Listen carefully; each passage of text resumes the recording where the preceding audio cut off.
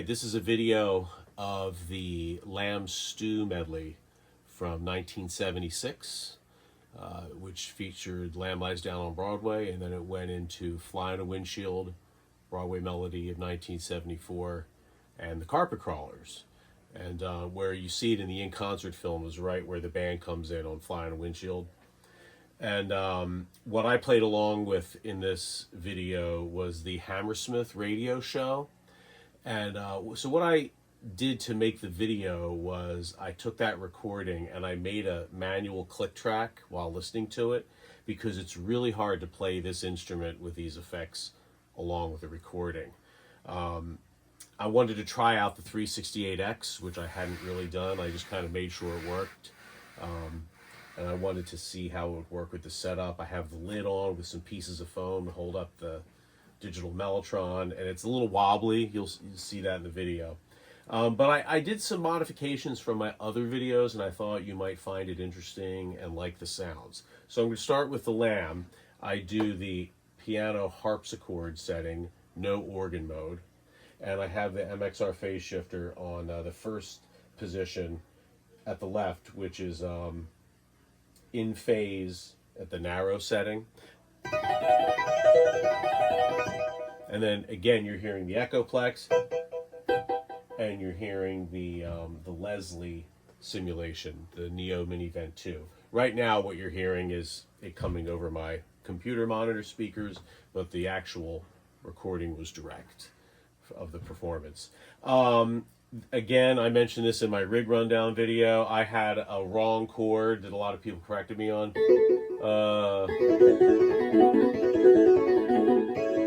A major 7 with an add B, add 9, add 13, you know. So that correction is in there.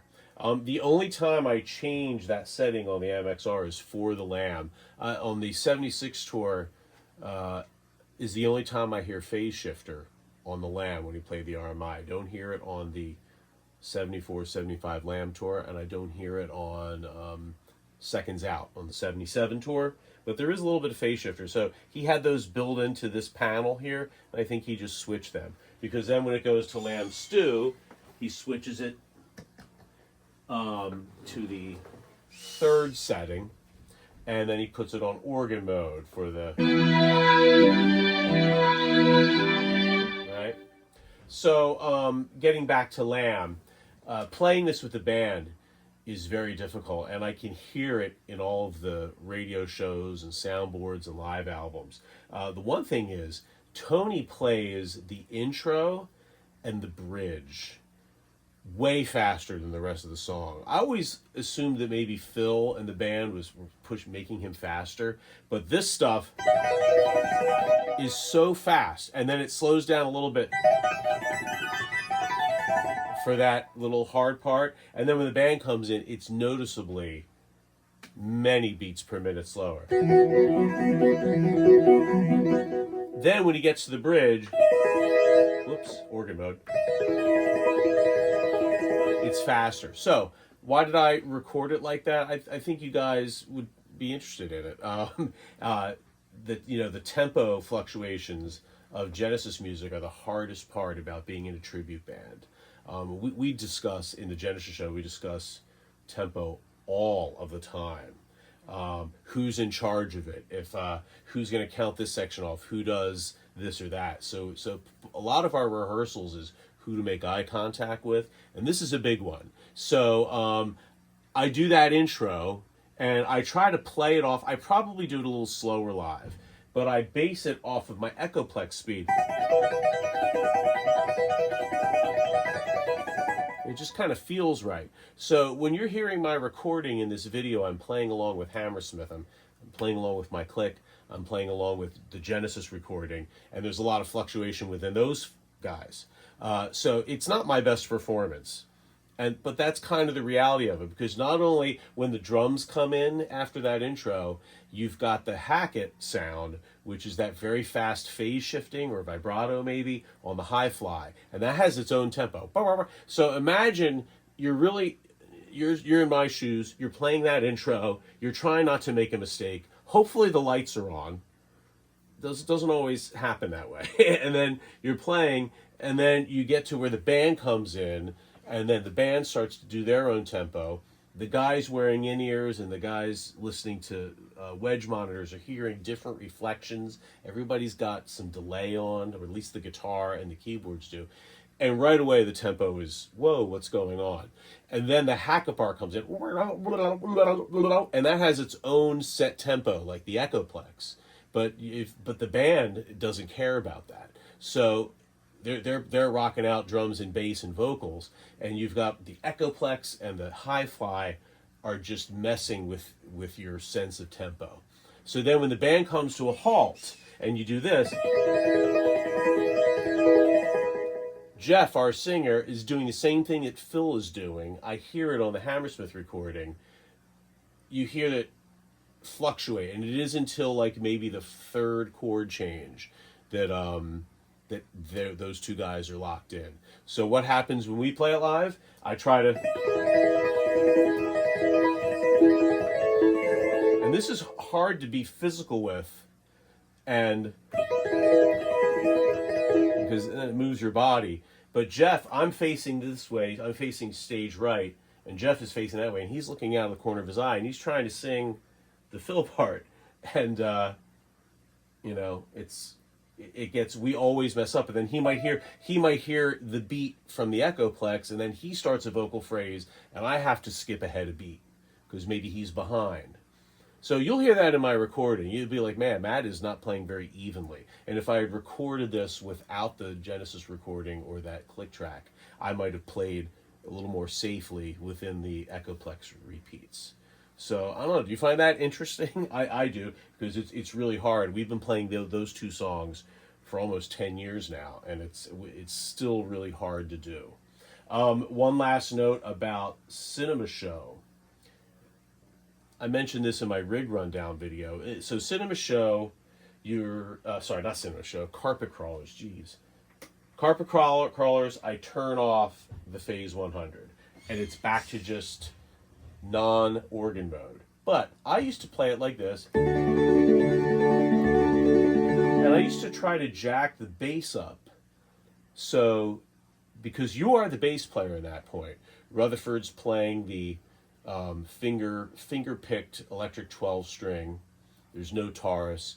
Hackett or Sturmer is doing all the volume pedal swells. So this piano is the bass.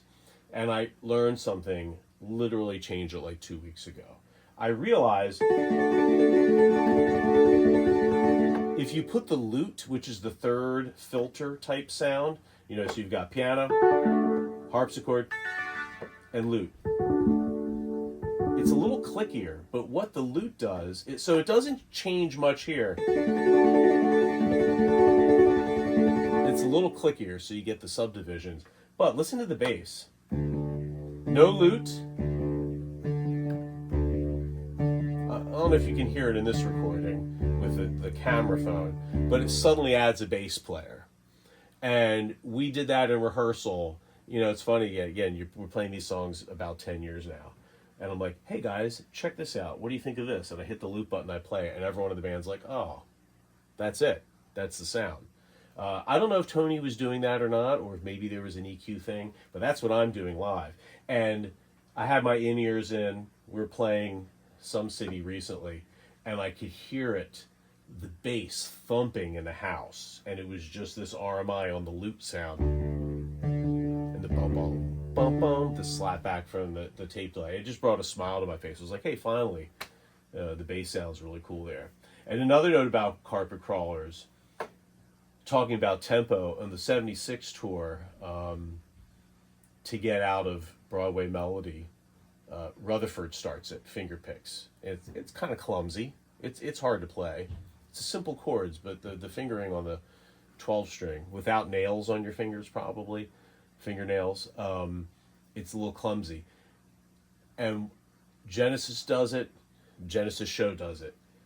Our Mike, he's playing it, he's locked in, he does 2 cycles of the chords, and then I come in, and once I start playing, oops, lute, and my Echoplex takes off, I cannot hear him anymore. I I hear it existing, but I can't hear his subdivisions. So what happens is Rutherford starts it, and then when Tony Banks comes in, that takes over. The echoplex is tumbling over itself, and then Phil starts singing. That sets another tempo, and then Bruford or Chester start doing the hi-hat, and then it's another tempo.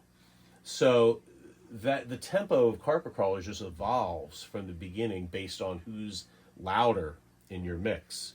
And that's always a scary part of the show for me, because that's the first time of the night that I depend on Vince, our drummer's hi-hat, and you try your best in sound check to get a good in-ear or monitor mix, and then sound check, everyone's chill, and then come time to the show and the room is louder, adrenaline starts pumping. Drummers usually hit a lot louder in the show than they do in sound check. So all of a sudden I've got the sizzle of the hi-hat, and that kind of makes you go, oh, and now all I hear is the hi-hat, and I'm playing, and I'm kind of clumsy on the RMI.